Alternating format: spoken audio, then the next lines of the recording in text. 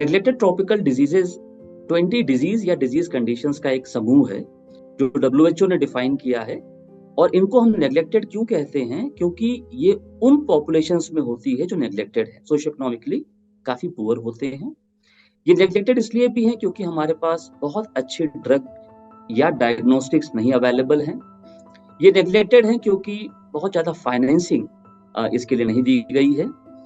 और ये वो डिजीजेस हैं जो ट्रॉपिकल कंट्रीज के आसपास ही होती हैं। तो जो डेवलप्ड नेशंस होते हैं वहां पे ये बीमारियां नहीं होती हैं, उनको इसका खतरा आमतौर पे नहीं होता है, इसलिए ये नेग्लेक्टेड ट्रॉपिकल डिजीजेस कहलाते हैं।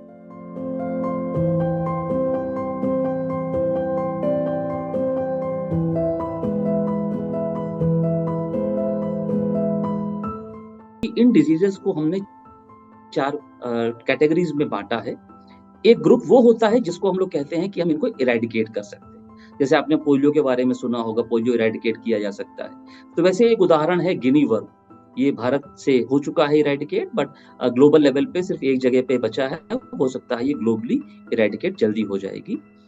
दूसरा ग्रुप होता है, उसे हम कहते हैं कि जिन बीमारियों को हम एलिमिनेट कर सकते हैं, यानी कि वो पॉजिटिव ऑर्गेनिज्म तो रहेगा बट किसी को बीमारी नहीं होगी। उसमें हमारा लेप्रेसी एक एग्जांपल है, जिसको हम कुष्ठ रोग कहते हैं हिंदी में।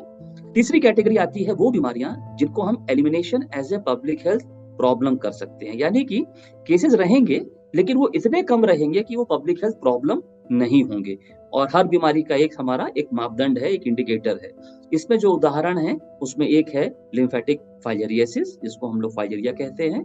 दूसरा है कालाजार, और ये कालाजार विशरल लीशमैनियासिस भी कहलाता है। तीसरा है रेबीज, जो हम सब लोग जानते हैं कुत्तों के काटने से कई बार हो जाती है। और अगला है जो हम कहते हैं आंत में जो हमारे पेट में कीड़े होते हैं, हम इन्हें कहते हैं इंटेस्टाइनल वर्म्स।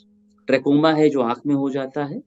और जो चौथी कैटेगरी है, उन बीमारियों में उन्हें हम कंट्रोल कर सकते हैं, उन्हें हम एलिमिनेट या इरेडिकेट नहीं कर सकते हैं अभी। उसमें हमारी डेंगू है, चिकनगुनिया है, जो स्नेक बाइट होती है, सांप काट लेता है, जो जहर आता है। स्केबीज है, जो खुजली होती है, ये भी एक एंटिडी है। और जो हमारे टेप वर्म होते हैं, जिसके बाद उसके अंडे ब्रेन में चले जाते हैं, तो वहां पे एक स्वेलिंग हो जाती है, उसको हम लोग कहते हैं न्यूरोसिस्टिक सर्कोसिस, और दौरे पड़ने लग जाते हैं, एपिलेप्टिक फिट्स होते हैं, वो भी एक एंटिडी है। और कई फंगल इन्फेक्शंस होते हैं, वो भी एंटिडी में आते हैं। तो कहने का तात्पर्य ये है कि जितनी भी ये एंटिडी बीमारियां हैं, ये यूजुअली हमारे पुअरेस्ट ऑफ पुअर कम्युनिटी में होती हैं। और हमारे देश में लगभग आधी पॉपुलेशन इनमें से एक न एक बीमारी से रिस्क पे है।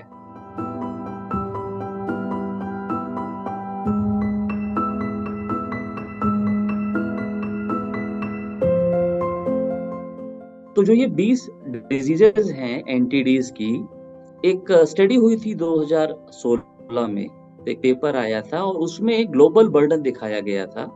तो highest number of cases among these entities, उसमें करीब 11 डिजीजेज ऐसी थी, 11 से 12 डिजीजेज, जिसमें भारत टॉप पे था in terms of numbers.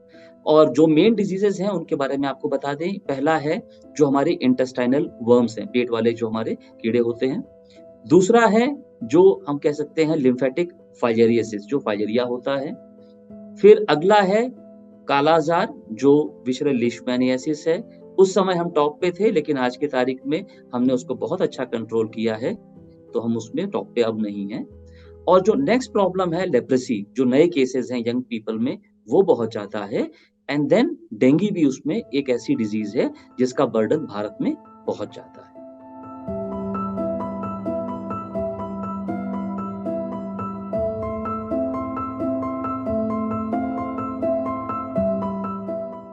Neglected tropical diseases को अगर हम लोग बात कर रहे हैं एलिमिनेट या इरेडिकेट करने के लिए, तो इसमें 2 फैक्टर बहुत जरूरी होते हैं। पहला होता है हमारा हेल्थ इंफ्रास्ट्रक्चर, और दूसरा होता है सोशियो इकोनॉमिक कंडीशन। उसमें अगर आप बात करें तो हमारे पक्का मकान जो होते हैं, क्लीन ड्रिंकिंग वाटर हो गया, सैनिटेशन है, या वेक्टर कंट्रोल के जो एफर्ट्स हैं। तो इसमें अगर हम हेल्थ इंफ्रास्ट्रक्चर की बात करें तो हमारे पास काफी अच्छा सिस्टम भारत में है। सबसे महत्वपूर्ण रोल होता है हमारे पॉलिसी मेकर्स का। अगर हमारे high level policy makers in बीमारियों के बारे में एक बार जान जाएं और समझ जाएं कि कितना बर्डन है हमारे देश में, तो कोई ऐसा रीजन नहीं है कि हम इसको क्यों नहीं अचीव कर सकते, एलिमिनेशन या एरिडिकेशन। द प्रॉब्लम इज़ कि उनको इसके बारे में उतनी जानकारी नहीं है और चूँकि ये ऐसी बीमारियाँ हैं कि जो हमारे बहुत ही निचले वर्ग के लोगों में होती हैं, तो वो आवाज़ ऊपर तक जल्दी पहुँच नहीं पाती है।